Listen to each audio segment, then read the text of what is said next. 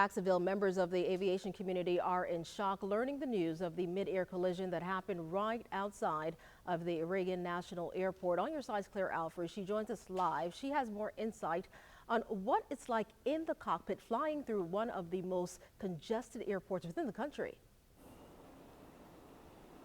That's right, Keitha. And a former Army pilot that has flown at that same path that Black Hawk helicopter did last night at Wednesday night before it collided into the aircraft. He says that this is a path for experienced pilots only. Keith Maynard, former Army pilot, explained flying around Reagan National Airport is, again, for experienced pilots due to how many planes are flying in and out of the airspace and restrictions when flying near the monument.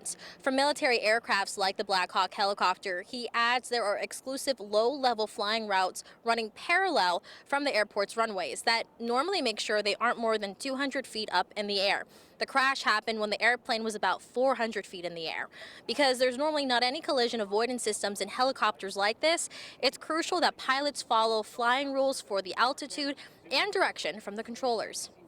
Anybody flying that low-level route to be familiar with which way the air traffic is going on that day, and also know that you're not supposed, the whole point of the 200-foot ceiling is so that you don't go above that and somehow end up in the, the final approach or the other commercial air traffic.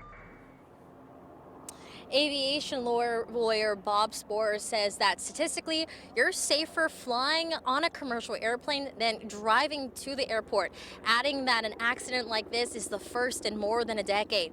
Now the investigation is up to the National Transportation Safety Board, and Sporer predicts that this could take up to 2 years to get an answer of what caused this crash. In Jacksonville, Claire Alfred, First Coast News on your side.